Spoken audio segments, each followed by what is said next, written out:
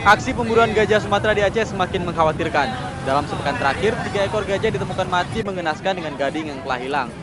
Prihatin dengan itu, belasan aktivis lingkungan yang tergabung dalam gerakan Indonesia Sahabat Gajah menggelar aksi protes di depan Masjid Raya Baitur Rahman, Banda Aceh. Mereka mendesak polisi mengusut mafia di balik aksi pembunuhan dan pemburuan gading gajah di Aceh. Para aktivis ini meminta pemerintah Aceh peduli dengan aksi pembunuhan gajah Sumatera di Aceh yang terancam punah ini. Warga dan pemerintah juga diminta bersama-sama memburu pelaku pembunuh gajah.